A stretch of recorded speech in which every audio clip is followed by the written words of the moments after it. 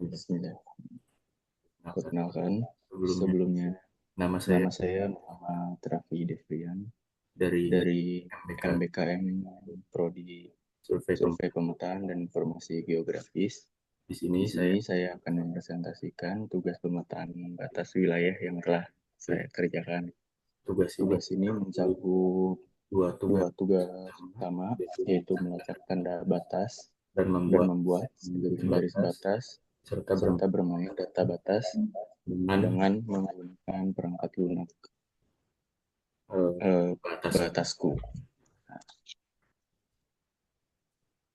Langkah Langkah pertama pertama yang saya lakukan adalah melakukan download mendownload aplikasi aplikasi batasku di batasku Play di Store. Play Store.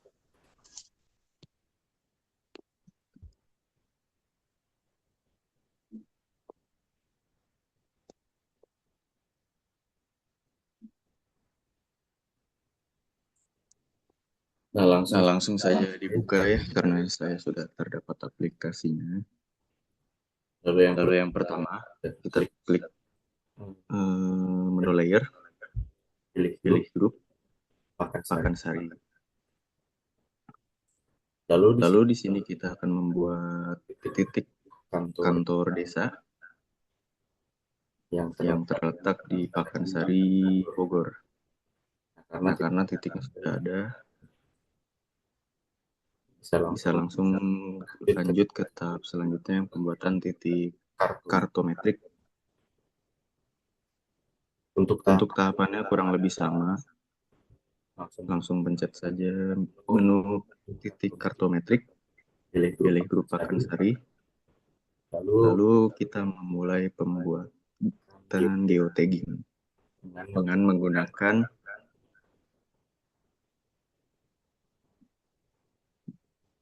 menu menu pinpoint. pinpoint yang ada di sini. Seperti ini. Nah, Nah, karena karena kenapa titik kartu titik kartometrik saya ada ada banyak banyak sekali, sengaja sengaja jadi Mas Haji supaya supaya bisa digunakan untuk untuk acuan acuan atas atas desanya desanya, karena karena di di menu tampilkan tampilkan batas desa dan kelurahannya ini tidak tidak memunculkan, memunculkan. jadi Jadi alhasil alhasil saya harus mengikuti map Google Map improvisasi. improvisasi sendiri. Nah, Nah, itu itu bisa, bisa bisa dilihat. dilihat data batasnya ini tidak terlihat. Setelah Setelah membuat titik kartometri, lanjut lanjut membuat membuat tarik garis. tarik garis batas desa. Nah, Nah, untuk untuk membuat pembuatan garis batas desa ini, saya saya di mengikuti titik titik kartometrik yang kartometrik sudah yang sudah dibuat dibuat tadi, seperti seperti ini, membuat polyline. nah, Nah, seperti ini. Tuh.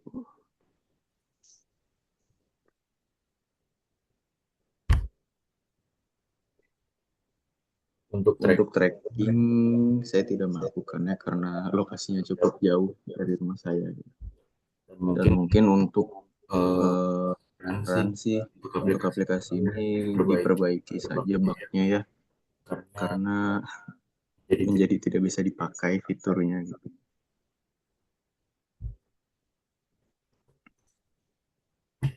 lalu Lalu untuk untuk tugas tugas kedua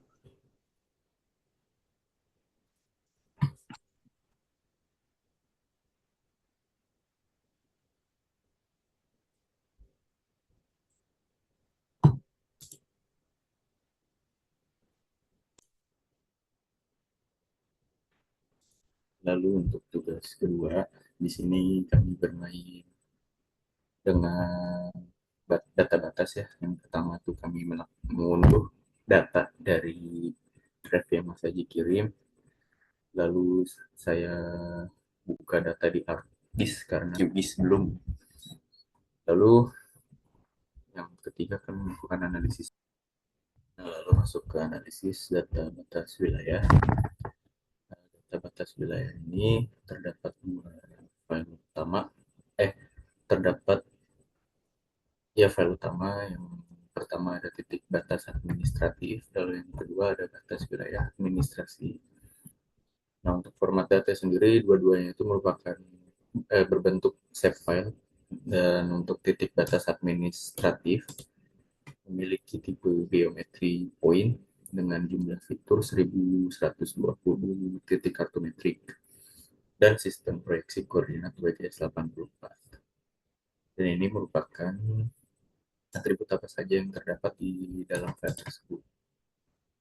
Lalu yang kedua ada batas wilayah administrasi yang merupakan save file juga, tapi berbentuk polyline untuk jumlah fitur 62 perbatasan antar desa dengan sistem proyeksi koordinat WGS 84. Untuk atribut yang tersedia itu ada banyak ya, tapi yang saya jelaskan itu yang ini, Spatial Reference System Identifier atau SRID, yang merupakan kode numerik untuk mengidentifikasi sistem referensi koordinat dalam pemetaan dan sistem informasi geografis.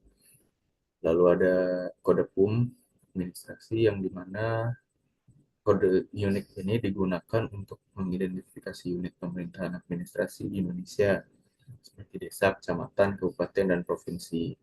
Kode ini biasanya digunakan dalam sistem informasi geospasial dan administrasi pemerintahan untuk memastikan datanya lebih terstruktur dan dapat diakses secara sistematis.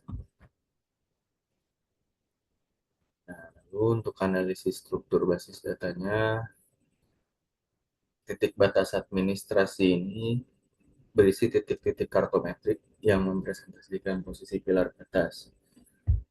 Untuk batas wilayah administrasi berisi garis yang mempresentasikan batas administratif antar desa.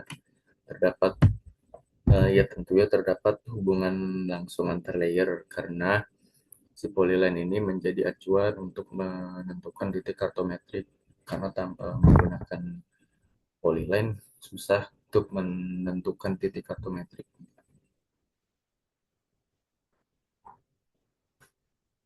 Untuk analisis atribut, hampir semua kolom terisi dengan baik, tapi masih terdapat nilai nol atau atribut yang tidak relevan. Tapi data ini masih bisa digunakan untuk analisis batas wilayah dan akurasi pemetaan karena sudah terdapat kode PUM administrasi.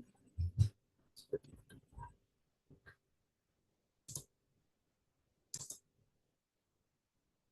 Akhir, untuk kesesuaian dalam regulasi. Dalam konteks regulasi, basis data spasial ini harus memenuhi standar peraturan kepala BIG nomor 3 tahun 2016 tentang spesifikasi teknis penyajian peta, batas wilayah administrasi.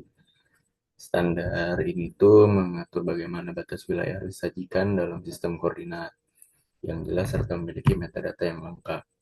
Nah, untuk kesimpulan dari tugas ini, jadi saya memahami bagaimana proses pemetaan batas dilakukan menggunakan aplikasi Batasku, dan bagaimana analisis data batas dilakukan dalam menggunakan perangkat lunak SIG. Saya juga menyadari bahwa pemetaan batas harus dilakukan dengan standar yang jelas agar hasilnya akurat dan sesuai dengan regulasi. Untuk kedepannya penting untuk meningkatkan validasi data dengan metode survei langsung atau sumber referensi yang lebih akurat agar batas wilayah yang dibuat itu benar-benar sesuai dengan kondisi di lapangan. Sekian dari saya. Nah, sebelumnya saya ingin mengucapkan mohon maaf dari batin karena pada Mas Aji dan Ibu Ria Friani karena sebentar lagi memasuki bulan puasa. Terima kasih atas perhatiannya. Assalamualaikum warahmatullahi wabarakatuh.